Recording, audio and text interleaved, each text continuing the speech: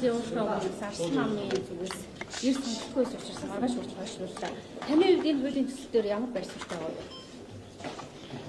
За нэгдүгээр энэ манай нийгэмд ямар юм бий болчиход байгаа гэхээр за одоо их хурлын гишүүдэд хариуцлага тооцохгүй байна гэж нэг хавтгай PR явуулаа. За тэрэнд нь бид нар манай их хурлын гишүүд бас тиймэрхүү байдал юм янз бүрийн байгаа юу байгаа. Зан харилцаанаас нөхсүүлэл янз бүрийн ярьсан шүү дээ. Хурал мурал байдгүй суудгүй гэдэг. За энэ асуудал байгаа. Энэ асуудлыг харин ингээд ерөнхийлөгч маань хууль санаачлаад оруулж ирэх шийднэхээр би бол дэмжихгүй байна. Яагаад? Яагаад тэгэхээр яг хоёр манайд чинь дандаа нэг иймэрхүү хуурамч ертөнцийн боллоо шүү дээ. Нэг гой нэртэй юм оруулж ирээд олон хүнийг ингээд нэрээ тэр мөг алаад өг энийг яста хятаад өг тэрүүл яста зөв гэд ингэж том PR хийчихэл тэгээд тэрнийхээ хойноос өөр юм хийдэг. Би надад бол тийм юм харагдаад байна. Энэ ерөнхий сайд гэдэг засгийн газар шүү дээ. Засгийн газар улсын хурал гэдэг чинь эрх мэдлийг зөв хуваарлах ёстой. Ерөнхийлөгчийн хувьд бол бүх ард түмний сонгогдсон ерөнхийлөгч бас өөрийн эрхтэй үүрэгтэй. Зөв тэрнийг хийх. Улсын хурал бас ард түмний сонгогдсон төлөөлөгч нар бас л ард түмний олгогдсон эрхээ эдлэх ёстой, үүргээ бас биелүүлэх ёстой. Ажил ийм хуулиар бүгдээрээ ингэж зохицуулагч харилцаатай. Би зүгээр ерөнхий сайдын хувьд хэлэхэд бол яг манай үе ерөнхийлөгчдэр бол өөртөө байгаа эрх мэдлийг илүүдүүлжээс нүхээс ш дутууд болсон түүх ирэн байхгүй дээ бүх ерөнхийлөгчдэр. Тэгэхээр одоо энэ харилцаан дээр бол би юунд болгоомжлоод байгаа вэ гэхээр энэ болохгүй байгаа бүтэхгүй байгаа юмыг бол өөрчлөлтөө сайжруулах нь зөв. Тэрнийг улсын хурл өөрөө хийж болно. Тэгээд дэртэд рүү ард иргэд одоо наадах зөв болгож хэлж шít. Энэ аваад янзлчил байсан. Болохгүй юм ерөөс байхгүй. Ерөнхийлөгч ороод ирэхээр юу болдгийг гэхээр их хурл ерөнхийлөгч хоёрын харилцаа үүснэ. Нэг нь нэг хүн ард түмний сонгогдсон, нөгөөх нь тойргуудад сонгогдсон их хурлын гишүүд шүү дээ. Хасаалтар барсан. Тэгэхээр их хурл гэдэг бол алтан уян гэдэг хүн бол нэг гишүүн.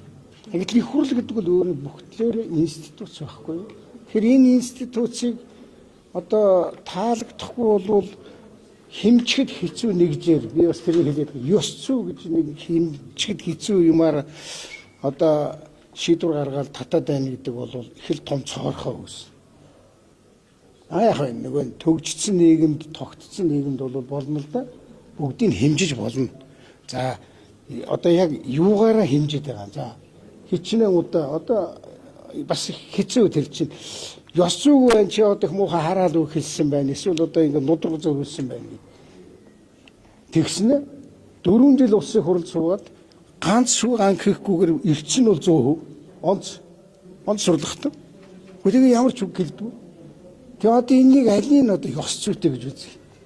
Тэгэхээр энэ юм хэмжиж болдгоо юмыг аваачаад хэмжиж болдог юм шигээр ингээ баахан тайлбарлаад тэгэл ийм юм үүсгэжлээ л дээ. Би энийг бол дэмжихгүй байгаа. Одоо манай дахиад PR ингээ хийгээд байгаа. Энийг хурлын хэдэн нэг өлөөтх юмнууд өөрсдөө хамгаалаад унлаа. Энэ хууль батлагдвал одоо хин гинүүнийг баахан 20 гаруй хүний нэрийг цээжсэн нэг нөхөр байдаг шүү дээ. Эдгээр дээр ийм хэрэг үүсчихэд байгаа. Эдгээр одоо ер нь гинт хэрэгтэй хоргодох гэдэг байна. Тийм байхгүй шүү дээ. Одоо манай улсын хурл Монгол улсын үндсэн хуулийн дээр чинь улсын хурлын гишүүн гинт хэрэг үйлдвэл ингэн гинт хэрэг үйлдэж байгаа баригдвал тэгнэ. Бүх юм ингэ байж. Ганцхан нэг сонирхолтой юм орж ирээд байгаа. Ёс зүй гэж хэмжиж болохгүй юм ороод ирчихээр хэдүүлээ бүгдээрээ хэмжиж чадахгүй байгаа юм чинь бүгд өөр юм яриад. Тэгтээ нэг юм бол зөв байгаа. Ер нь болохгүй байгаа гэдэг юм. Одоо ингэ буруу зөрүү юм хийгээд байгаа хүмүүстээр ямар арга хэмжээ авах их хурл авах хэрэгтэй. Тэгвэл тэгдэ сан. Улсын хурлын гишүүний ёс зүйн дүрм гэж байдаг шүү. Байдаг. Тэр ёс зүйнхээ дүрмээр оруулаад бас юм хийгээл байгаа. Манайх ч бас чааваш одоо тэр 90 хэд оныг бодоход бас яахан асуудал нэгчгүй юм л да тий. Тэгээ асуудал нь яг яваал яахан сайжрах гэж оролдол байгаа юм шүү дээ. Энд чинь одоо их хурлын гишүүдийг оруулаад бас нэг загнаад байгаа юм уу?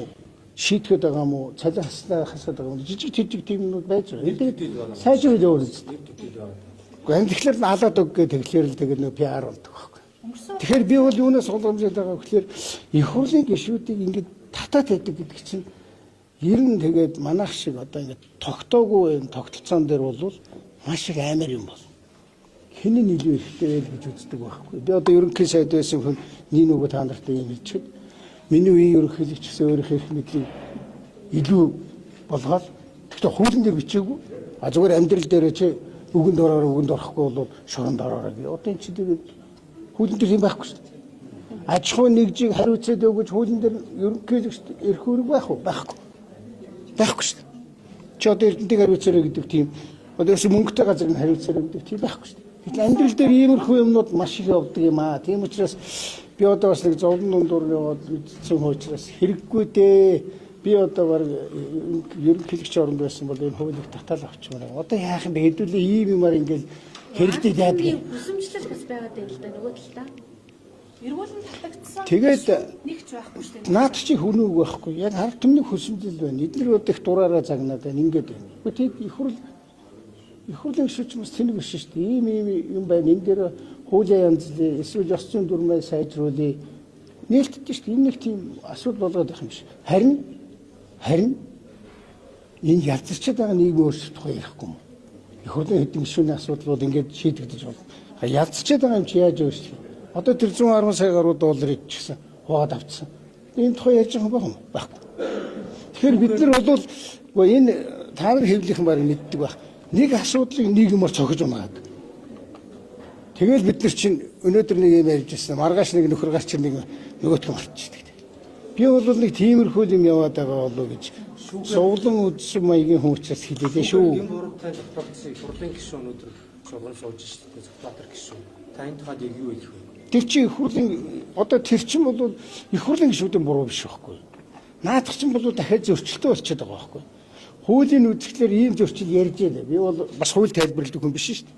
Хуулийн дээр ямар юм байна вэ гэхээр их хурлын гишүүн байхтай хэрэг үйлдвэл гэдэг үгтэй байхгүй. Тэгээд цагтаа өдрийн хувьд болохоор нөгөө их хурлын гишүүн биш нөгөө хөгжлийн банкнд байх үедээ хэрэг үйлдсэн гэдэг. Ингээл одоо шийдэж чадахгүй гараад ирж байгаа. Парламент өөрөө одоо засах хэрэгтэй шүү дээ. Парламент засах ёстой, эсвэл одоо үндсэн хуулийн цэцэд өгөх ёстой, тэр процессыг нь явах ёстой л да. Тийм л юм. Тэгээд ийм нэг ганц нэг ийм жишээ зөрчилт байдлаас болоод бүхэлдэн системийг нураах гэдэг юм уу? Эсвэл аль нэг институт нөгөөтгөө одоо гартаа хийх гээд ийм байдлаар асуудал шийдэхгүй. А дээр нь дахиад яг бас нэг зовлон л да. Манайд намууд төлөвшөөгүй байгаа учраас тэр намын жагсаалтаар орж байгаа хүний чинь ард түмэн оруулаагүй шүү дээ. Нам л оруулсан шүү дээ. Тэгэхээр тэр хүн муу сайнны тухай ярьж байгаа бол тэр чинь тэр нам л асуудал шийдэх ёстой. Тэгнүүц ийм л одоо зөрчилтэй байдалтай. Тэгтээ яг юм сайжрал яваад байгаа шүү дээ. Тэр ёс зүйн дүрм гэж огт байгаач үе 90-ад онд тэгээд сүлдө гараад ирсэн.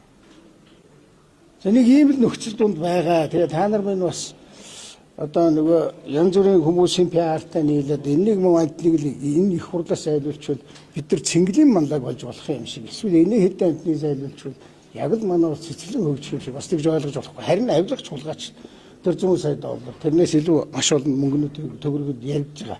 Одоо тэр нөгөө банк ороо байгуулад биш хяналтын ороо байгуулад юу гэдэг вэ? Тийм. Хэн шалгах хормороо байгуулад ажиллана гэсэн ийм юмнууд яригдахгүй. Ард түмний ах амжиргаа одоо өдрөөс өдөрт муудаад идэв. Энэ юусоо яригдж байгаа юм байхгүй. Тэгэл цаг үеийн шинжтэй нэг юм шидэд өгнө. Тэгэл тэн дээр нь монголчууд хоороороо яриад тэгээд дараа нь яах ч үгүй тэгэл хайгддаг. Одоо би танд нэг түүх хэлээд өгье. Одоо манай элбэгдэрж ерөнхийлөгч байхдаа улсын хурлын гишүүн засгийн газрын гишүүнийг хавсар шийдэж болох уу юу гэж. Одоо болох уу? Одоо бүр үндсэн хуулинд оруулсан баг. Тийм хуулийн төсөл санаачлаад тэгээд улсын хурал дээр бүтэн нэг жил болно болохгүй наа цаана элдвийн болсоор байгаа сүүлдээ бид нар ерөнхийлөгчд буцаасан. Тэгэхээр хүн сонсоход нэрээ му давхар дээл өмссөн нөхдүүдийн чинь нэг дээлийн тайлхан зөв гэж ямар ч хүнд бодогдсон шүү дээ. Тэрэн дээр нь тоглосон. А гэтэл өнөөдөр давхар дээл өмсөд байж болно. Давхар дээлд хууль байхгүй л дээ тийм. Их хурлын гишүүн засгийн газрын гишүүн байж болно. Бүр үндсэн хуулинд оруулах хийчихлээ шүү дээ. Тэгээ би бол нэг юм их харамсаад байдаг. Ард түмний хамжиргаа дэвшлүүлээд энэ аж ахуйн нэгжүүдийн үйл ажиллагааг дэмжиж Монгол хүн одоо ажилдаа ордохдоо амар тайван сайхан юм амьдрах энэ нөхцөлийн тухай ярихын оронд тэгэл ийм нэг давхар дээл ярина. Энэ их хурлын энэ нэг 5 амтныг л одоо цаашаа харуулчвал бид нар хөгжин. Ийм юм ерөөсөй байхгүй. Энэ бол дахиад нийгмийг тухайн үеийнхэн нөхцөл байдал тааруулаад нийгэмд байгаа эрэлт хэрэгцээ гэдэг юм. Энэ эрэлт хэрэгцээг чинь бас бий болгоод байгаа байхгүй. Нэг ийм юм дээр тоглоод байгаа. За би арай урт ярьчихлаа. За